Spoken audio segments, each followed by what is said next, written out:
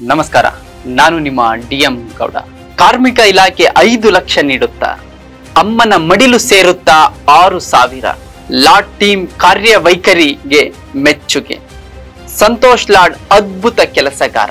ಕಾರ್ಮಿಕ ಕಲ್ಯಾಣ ಇಲಾಖೆ ತನ್ನ ಎಲ್ಲಾ ಯೋಜನೆಗಳ ಪಟ್ಟಿಯನ್ನು ಅರ್ಹ ಫಲಾನುಭವಿಗಳಿಗೆ ತಿಳಿಸುವ ಮೂಲಕ ಹಸಿದವನಿಗೆ ಅನ್ನ ನೀಡುವ ಮಹಾ ಯಜ್ಞವನ್ನೇ ಶುರುವಿಟ್ಟುಕೊಂಡಿದೆ. ಭ್ರಷ್ಟರ ವಿರುದ್ಧ ಅಬ್ಬರಿಸೋ, ಸುಳ್ಳು ಬುರುಕರ ವಿರುದ್ಧ ಹೋರಾಡುವ ಕೆಚ್ಚೆದೆಯ ನಾಯಕ ಸಂತೋಷ್ ಲಾಡ್. ತಮ್ಮ ಇಲಾಖೆಯ ಪ್ರತಿ ಪೈಸೆ ಅರ್ಹರ ಕೈ ಸೇರುವಂತೆ ನೋಡಿಕೊಳ್ಳುತ್ತಿದ್ದಾರೆ. ಕಾರ್ಮಿಕ ಕಲ್ಯಾಣ ಇಲಾಖೆಯ ಒಂದೊಂದು ಯೋಜನೆಯೂ ಫಲಾನುಭವಿಗಳ ಪಾಲಿಗೆ ಅಕ್ಷಯ ಪಾತ್ರೆಯಂತೆ ಕಾಣುತ್ತಿದೆ. ಹೆರಿಗೆ ಸೌಲಭ್ಯಕ್ಕೆ 50,000 ಸಹಾಯಧನ. ಹೌದು, ಕಾರ್ಮಿಕ ಕಲ್ಯಾಣ ಇಲಾಖೆಯು ಅರ್ಹ ಮಹಿಳಾ ಫಲಾನುಭವಿಗಳಿಗೆ ಮೊದಲ 2 ಹೆರಿಗೆಗೆ ₹50,000 ಸಹಾಯಧನ ನೀಡುತ್ತದೆ. ಅನುಗ್ರಹ ರಾಶಿಯಡಿ 71,000 ಸಹಾಯಧನ. ಕಾರ್ಮಿಕ ಕಲ್ಯಾಣ ಇಲಾಖೆಯ ಕಾರ್ಡುದಾರರಿಗೆ ಕಾರ್ಮಿಕ ಕಲ್ಯಾಣ ಇಲಾಖೆಯ ಕಾರ್ಡುದಾರರು ಮೃತಪಟ್ಟರೆ ಅಂತ್ಯಕ್ರಿಯೆಗಾಗಿ ₹4,000 ನೀಡುತ್ತದೆ. ಇನ್ನು ಅನುಗ್ರಹ ರಾಶಿ ಯೋಜನೆಯಡಿ ₹71,000 ಸಹಾಯಧನ ನೀಡುತ್ತದೆ.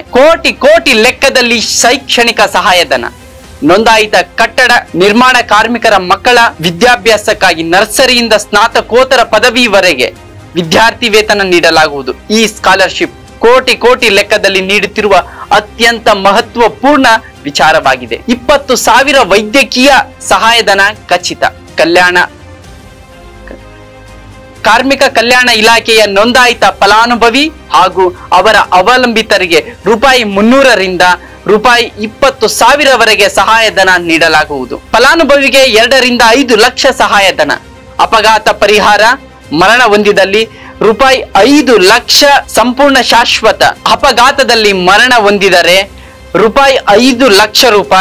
ಸಂಪೂರ್ಣ ಶಾಶ್ವತ ದುರ್ಬಲತೆಯಾದರೆ ₹2 ಲಕ್ಷ ಮತ್ತು ಶಾಶ್ವತ ಮತ್ತು ಭಾಗಶಃ ಶಾಶ್ವತ ದುರ್ಬಲತೆಯಾದರೆ ₹1 ಲಕ್ಷ ಪರಿಹಾರ ನೀಡಲಾಗುವುದು. ಯೋಜನೆ ಇದೆ.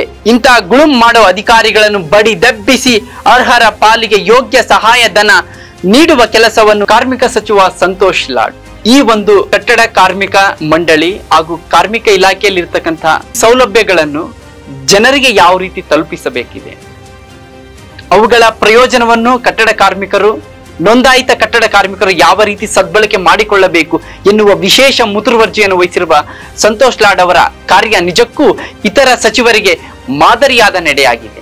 ಈ ರೀತಿ ಸರ್ಕಾರ ಮತ್ತು ಫಲಾನುಭವಿಗಳ ನಡುವೆ ಯಾವುದೇ ರೀತಿಯ ಮಧ್ಯಸ್ಥಿಕೆ ಇಲ್ಲದೆ ನೇರವಾಗಿ ಸರ್ಕಾರದ ಯೋಜನೆ ನೈಜ ಫಲಾನುಭವಿಗಳಿಗೆ ಮುಟ್ಟಿದಾಗ ಮಾತ್ರ ಬಾಬಾ ಸಾಹೇಬ್ ಅಂಬೇಡ್ಕರ್ ಅವರ ಕಂಡ ಸಮ ಸಮಾಜದ ಕನಸು ನಿರ್ಮಾಣ ಆಗುವ ಎಲ್ಲ ಸಾಧ್ಯತೆಗಳಿವೆ. ಈ ಬಗ್ಗೆ ನಿಮ್ಮ ಅಭಿಪ್ರಾಯವೇನು?